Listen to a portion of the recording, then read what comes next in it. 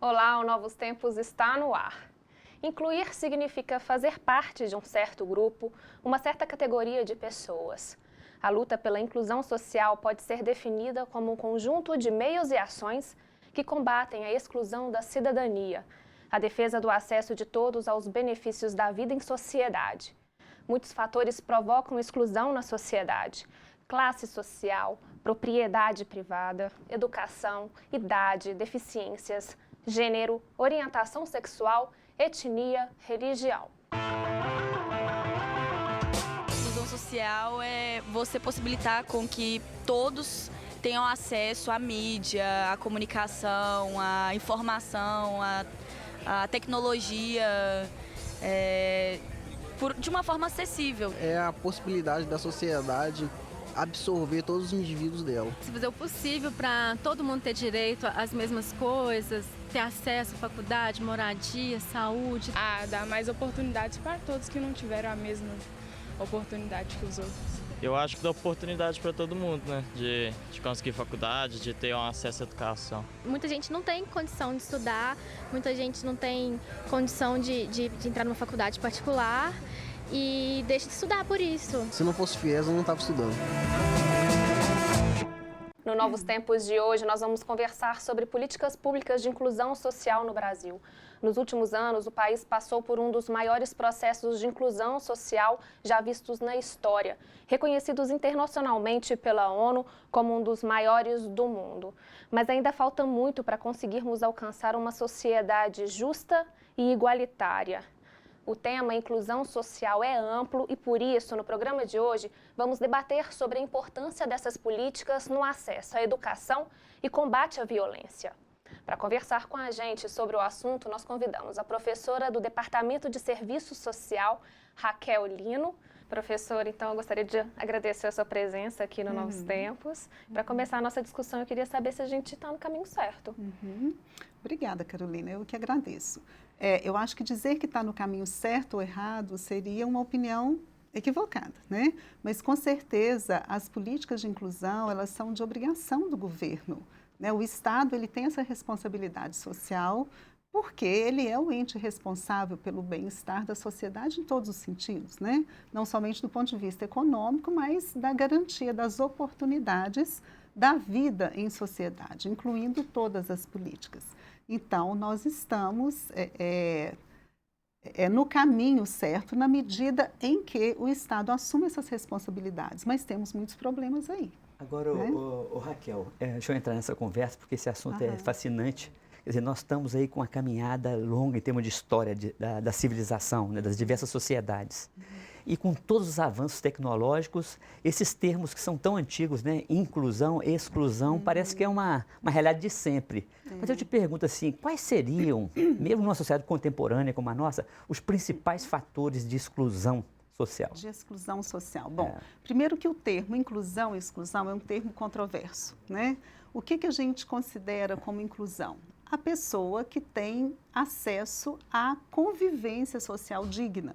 Né? Essa convivência social digna significa ter acesso à educação, ao trabalho, à convivência familiar e comunitária, à segurança, né?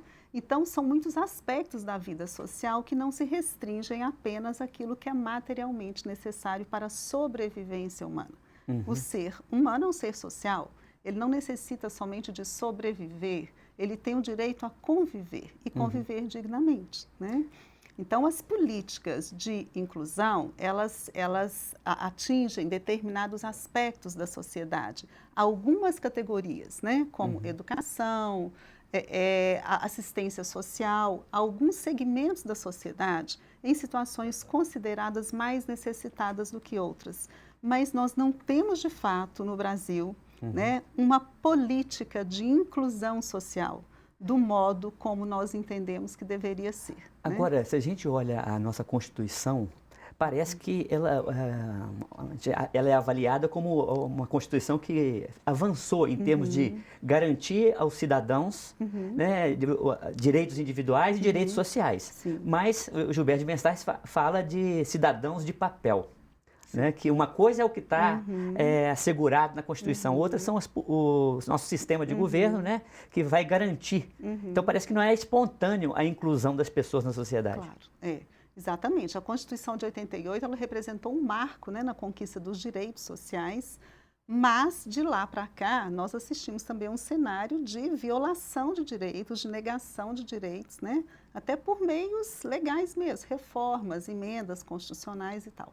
Agora, o que está colocado na Constituição, que o Gilberto de Mensaes chama de a Constituição, o papel, né? O papel não modifica a sociedade. As relações sociais é que modificam os espaços sociais. Raquel, na sua resposta anterior, você estava falando o que ajuda a gente a mensurar a qualidade de inclusão, de como um governo, uma sociedade está garantindo aos seus cidadãos o acesso. Você falava de algumas relações, né? As relações sociais que se estabelecem, não é simplesmente o que está no papel. E olhando assim a nossa sociedade, quais seriam os principais vínculos sociais que nós devemos bem guardar para garantir essa dignidade da vida? Olha, professor, tem um autor francês chamado Serge Pogan, que fez um estudo na França, né, que tem uma dimensão internacional, que comenta sobre os fatores que tornam o sujeito desfiliado da sociedade. Não é somente a falta material, né? É a falta de pertencimento social, né? Não é somente aquele sujeito que não tem a família, porque ele pode ter uma outra família que não aquela nos padrões estabelecidos, mas o convívio social. A sociedade, a nossa sociedade brasileira, né, ela tem uma cultura política muito comprometida com as relações de dominação. Essas relações, elas reproduzem estigmas de toda a natureza, né? O estigma da pobreza é um estigma muito sério, porque a vergonha de se sentir pobre, a vergonha de ser usuário de uma política pública, né? Isso torna o cidadão um sujeito praticamente, ele paralisa diante disso. A autoconfiança, a autoestima fica muito comprometida. E isso associado ao conjunto de vulnerabilidades que ele tem em decorrência da condição material, isso pode criar um cenário de muita dificuldade. Agora, o meu orientador do mestrado, João Batista Libânio, ele falava de uma percepção de que praticamente todos os nossos vínculos sociais estão mais frágeis no tempo atual. Mas somando a isso, a essa deteriorização das instituições, como os poderes públicos, né, as polícias, todas as instituições que garantiriam, talvez, esses direitos ou esses vínculos funcionarem para todas as pessoas, isso parece que, sendo assim, isso agrava a dificuldade de uma pessoa que se insere na sociedade, de fato esteja incluída, não é verdade? Sim, com certeza, porque a ausência de confiança nas instituições é um problema muito sério na sociedade. Nós não temos mais confiança na segurança pública, né, nas instituições que nos garantem ou deveriam garantir a devida segurança pública.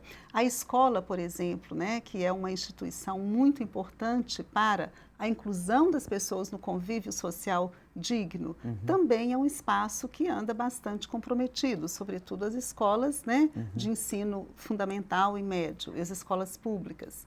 O trabalho, né, está sendo cada vez mais precarizado. Então, a gente está vivendo num cenário, acho que depois da Constituição de 88 para cá, as décadas seguintes à Constituição negaram, né? Quer dizer, em vez de avançarmos para fazer com que a Constituição saia do papel, nós estamos tentando tirar dela o que ela garantia, em princípio. E o mais grave é que a sociedade vem permitindo isso, né? A sociedade vem legitimando isso, entendendo que isso é o melhor, que o governo não deve transferir renda, que o governo não deve investir em política social, entendendo que esse é o único modelo que o governo seria o responsável por essa... Quer dizer, fala-se hoje até de Estado mínimo. Claro, é o estado mínimo, o projeto conhecido como neoliberal, né? Nesse contexto, as políticas sociais são as que menos se efetivam, né? O investimento se torna cada vez menor e de qualidade cada vez menor também. Então, esse é um dos problemas muito, muito graves. Associado a isso, a nossa cultura política estigmatizante de dominação, né? Eu digo dominação de classes... As privilegiadas, né? Se apropriam da coisa pública. Sim, também, né? Mas assim, as classes dominantes, as elites econômicas e políticas demarcam os papéis, os lugares de circulação das pessoas na sociedade, né? E as pessoas precisam, além de ter os mínimos necessários para ter acesso à educação, ao trabalho, ao convívio social, mas um convívio digno, né? E a nossa sociedade é estigmatizante, em todos os sentidos, no que se refere à questão da pobreza, né, da renda, da escolarização, do gênero, raça, deficiências as diversas, né? Então, isso faz parte da sociedade, mas a sociedade brasileira, ela tem essa característica muito marcante. Qual o papel que você atribui aos movimentos populares? Teve uma reunião bonita com o Papa Francisco, da América Latina, do mundo inteiro. Como é que você atribui, nós falamos do governo, né, da responsabilidade, e os movimentos sociais? Os movimentos sociais são os dispositivos, né, mais importantes, porque é a reação da sociedade. E nós entendemos que o Estado adota determinados padrões de políticas com determinada qualidade de investimento na medida em que a sociedade exige. Né? Então, os movimentos sociais, eles são a própria expressão da sociedade. Eles Mas são por que então que as nossas mídias não dão tanta importância, não valorizam os movimentos sociais? Essa é uma questão, né? A gente precisa ser mais debatido programa, não dá pra gente conversar, né? Tem, né, muita coisa aí para se conversar. Por que que não? Né? Acho que os movimentos sociais, eles são o dispositivo para as grandes mudanças. Se a gente observar historicamente, as grandes transformações, elas são produto das mobilizações sociais, que trouxeram grandes revoluções, né? Então, a nossa sociedade, ainda, apesar dos movimentos sociais, né, as conquistas que tivemos, ainda está muito devagar. Bom, gente, infelizmente eu vou ter que dar uma rápida pausa na nossa conversa, mas no segundo bloco a gente volta com mais conversa sobre as políticas públicas de inclusão social no Brasil. Não saia daí, a gente volta já.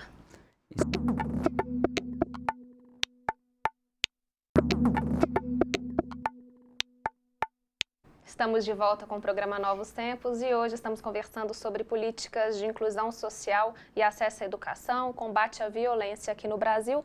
E, professor, eu queria abrir esse segundo bloco te perguntando se pensar e colocar em prática políticas de inclusão social é um dever só do governo ou sociedade, cidadão também tem que fazer a sua parte? Bom, enquanto cidadãos, né, nós pertencemos a um conjunto de pessoas que legitimam as ações públicas. A noção de Estado, de obrigação pública, é uma noção que tem por trás a legitimação da sociedade. Então, na medida em que a sociedade reconhece e legitima um Estado que investe em política pública, é uma sociedade que está cumprindo um importante papel. Né? Na medida em que nós alimentamos cotidianamente uma cultura de que toda vez que o Estado investe em política social, ele está deixando de investir, né, nos interesses econômicos e no crescimento do PIB do país, nós estamos também legitimando uma reprodução de um padrão de acumulação, de desenvolvimento que também vai reproduzir a exclusão social. Então, sob esse enfoque, eu percebo a importância do papel da sociedade. Agora, cotidianamente, no interior das instituições, eu acho que nós somos, né, aí até do ponto de vista ético, dependendo, né, de como nós nos formamos e percebemos o mundo e as relações de desigualdade. Como é que uma família educa seus filhos, por exemplo, para lidar com as desigualdades no mundo? Né? Como é que uma criança, um jovem aprende a conceber a presença de uma pessoa que não é igual, né, que não está inserida nos padrões ideais da sociedade? Como é que as famílias educam esses filhos, né? Como é que as gerações atuais estão sendo preparadas para lidar nos dias atuais e futuramente com a questão da desigualdade, que não é somente a desigualdade material, né? Então, eu acho que a família é um lugar muito importante. a escola tem um papel estratégico, né? A escola é um dos lugares de maior importância, até porque é o lugar onde as crianças e os jovens passam a maior parte do tempo. Ela tem a responsabilidade de trabalhar com as expectativas, né? Aproximar as pessoas, os jovens, aos espaços de conhecimento, criar novas utopias. Aí eu digo utopia não somente daquele, né, a ideia de que é um sonho irrealizável, não, utopia, lembrando que todos nós temos um horizonte utópico, temos um projeto de vida. Então, qual é o projeto de vida, né, que as crianças e os jovens ou adolescentes têm num contexto de exclusão social da família, né, onde eles não têm acesso a transporte, educação, trabalho, tal. O que é que está no horizonte utópico desses sujeitos sociais? Imagina, né? um filho, um aluno perceber que esse mundo foi feito assim, portanto, se ele foi feito, ele pode ser diferente. Pode ser mudado. Uhum. Reconhecer o papel dele como sujeito, né? Como cidadão. Eu não sou, assim, eu estou, né, inserido num sistema onde as relações políticas, econômicas, sociais determinam, né, esse lugar, mas isso é modificável. Né? Gente, eu queria então convidar vocês para conhecer, e ao pessoal que está de casa também, um trabalho realizado pelo Instituto Jurídico para a Efetivação da Cidadania. Eles são responsáveis atualmente por 9 programas de políticas públicas em parceria com o governo municipal, estadual e federal. O Instituto desenvolve ações para promover e garantir o acesso das pessoas aos direitos fundamentais e humanos. Vai ser melhor na minha vida, que tipo assim, vai me ajudar muito, porque vai ser um período que nesse período eu poderia estar juntando dinheiro para mim conseguir, tipo, dar uma entrada numa casa, porque eu já tenho um dinheirinho guardado, me dar continuidade à minha vida. Isso seria muito importante para mim. Esse é Luiz Fernando, um dos 6 meninos que no próximo mês vão fazer parte de uma das repúblicas para jovens desligados de casas de acolhimento institucional. Uma iniciativa inovadora do Instituto Jurídico de Efetivação da Cidadania, que desperta expectativas bem maduras para um menino de 18 anos. Seria de grande importância e tipo, seria de grande ajuda também para os meninos, para aqueles que também, porque tem menino que chega já com 17, quase fazendo 18, e com a República poderia ajudar ele para ele começar a trabalhar e conseguir juntar o seu próprio dinheiro. Luiz é um dos jovens que sofreu com a realidade brasileira. Hoje, o número de crianças inscritas no Cadastro Nacional de Adoção é 6 vezes menor que o número de famílias habilitadas para adotá-las. Porém, quanto mais famílias querendo adotar, maiores são as restrições do perfil dessas crianças. 84% das famílias buscam adotar crianças até 5 anos, mas 81% desses menores têm de 6 a 17 anos. Conviver com esses números foi o que motivou o IJUSSE, em parceria com a Prefeitura de Belo Horizonte, a desenvolver o projeto das repúblicas na capital mineira. A república, ela já é uma necessidade do município há muitos anos. Então, existe uma demanda muito grande que não vem sendo atendida pela falta desse equipamento, né? Desse serviço. Graziele acredita que a convivência nessas repúblicas seria um fator essencial para a criação de laços na vida desses jovens. Além de ser uma oportunidade única, pois muitos vivem no abrigo, mas não possuem expectativas do que vão fazer depois. Então, no dia a dia, eles vão morar nessa casa, é uma residência mesmo, com 6 jovens, né? Vai ter um coordenador, vai ter um técnico, vai ter uma pessoa também para fazer as refeições, né? E ajudá-los ali no dia a dia para que eles consigam se fortalecer, né? E continuar a vida deles adulta sozinhos. Essa oportunidade, no momento, é a única que eles têm. Eles não têm para onde ir, eles não têm outra oportunidade que não seja essa. Então, ela é muito verdadeira. Até o final de março serão inauguradas 2 repúblicas para jovens de 18 a 21 anos aqui em Belo Horizonte. E para a manutenção dessas unidades de acolhimento, o IJUSSE iniciou uma campanha de arrecadação online, a campanha Meu Guri. Hoje a gente tem no IJUSSE uma campanha que chama Meu Guri. Essa campanha ela é inspirada na música do Chico Buarque, que é a música do Meu Guri, que é uma música linda. E o Meu Guri na música, no final, o final é muito triste, é muito trágico. Então, nessa campanha, a gente tenta fazer com que esse guri tenha um final feliz. São iniciativas como essa que despertam em jovens como Luiz sonhos e ambições. As expectativas são grandes. Eu pretendo ter minha casa, minha família, minha esposa, meus filhos. E isso, tipo, sempre tá tendo mais e mais sonhos. Esses meninos são vítimas. A gente não tem nenhum adolescente aqui que tenha feito algo que justificasse ele ir para um acolhimento institucional. Eles são vítimas de toda uma situação social, econômica. Então, fazer 18 anos e jogá-lo na rua, isso não é justo. Então, Raquel, nós explicitamos aí essa experiência, esse programa que está sendo criado, mas uma sociedade é complexa, tem vários âmbitos, né, que precisam ser bem cuidados para a inclusão ser garantida de todos os cidadãos. Mas eu te pergunto, iniciativas como essa e outras, está fazendo com que a gente avance nas políticas de transferência de renda, de garantia das pessoas mais vulneráveis socialmente que se integrem? Qual é o seu olhar para essas? Então, professor, as políticas de transferência de renda, os programas do governo, né, eles cumprem uma obrigação, né? Eles estão aí na pauta de obrigações do governo. Agora, é claro que em algum momento, né, esses programas têm uma importância significativa, às vezes até crucial naquele momento, mas não garante a inclusão efetiva dessas pessoas. Porque não garante a mudança da estrutura da sociedade. Da estrutura, é isso que eu queria dizer. Olha, a política social, a política da assistência social principalmente, ela é destinada a um segmento da população que apresenta uma situação de necessidade, diferente da educação, que é universal, da saúde, que é universal, né? A assistência, ela é voltada para um público específico, caracterizado por uma situação de necessidade, conforme alguns critérios que a própria política define.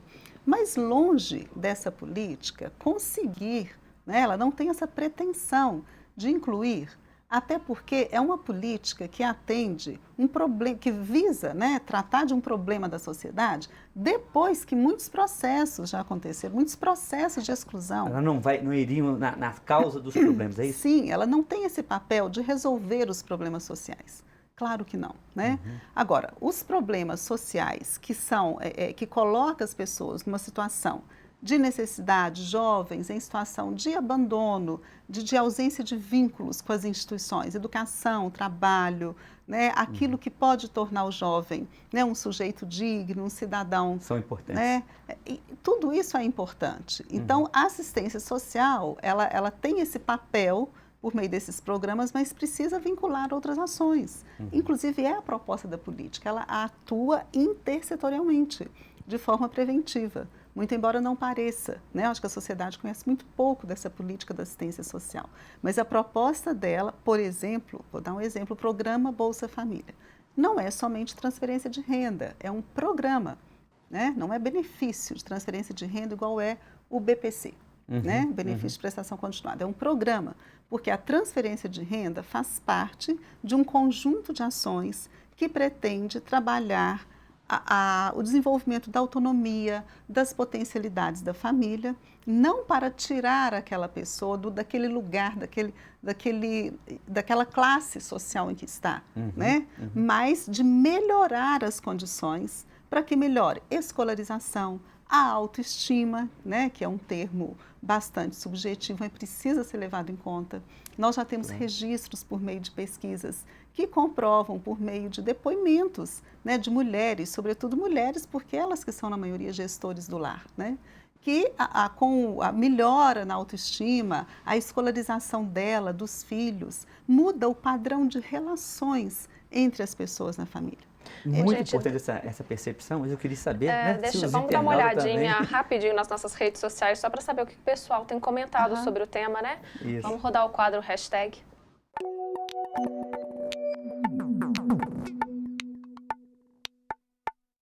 Gente, vamos dar uma olhadinha aqui então no nosso telão para ver o comentário dos internautas. Primeiro comentário: é preciso investir muito em políticas públicas de inclusão social e sim, o verdadeiro remédio contra a violência pública no país. Segundo comentário: inclusão social se faz com um Estado que desenvolve políticas públicas pensadas desde o reconhecimento das diferenças e das fragilidades específicas. E o último comentário, mais políticas públicas para a juventude.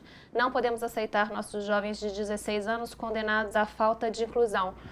Queria que a gente comentasse rapidinho, né? O que os internautas falaram aqui para a gente finalizar. Ok. O que você achou do Rodrigo, e do Daniel e do PJ Leste? Bom. Sala de juventude. Sim, sobre a juventude, né? É preciso investir, sem dúvida, na juventude, né? Sem dúvida. Agora, é preciso investir a partir de um padrão, um conjunto de políticas e que não é só política social, né? Se a gente analisar, assim, do ponto de vista macro, essas políticas podem ser pontuais em alguns momentos, mas é preciso pensar um projeto de país mesmo, um projeto de desenvolvimento econômico que não atenda somente à intenção de crescer o PIB. Ô, Raquel, eu agradeço muito a sua presença aqui. Eu sei que esse assunto, né, a gente gostaria de continuar e vamos ter, se Deus quiser, outras oportunidades de aprofundar temáticas tão importantes da nossa vida. Muito obrigado, viu? Obrigada, professor. Obrigada. Inclusão social tem a ver com o reconhecimento da igual dignidade cidadã. Como vimos no programa de hoje, é responsabilidade do Estado, mas também da sociedade, com suas instituições e movimentos, e de cada indivíduo cuidar e zelar para que todos tenham um lugar na mesa da cidadania. O nosso compromisso deve ser com a construção diária de outra sociedade possível.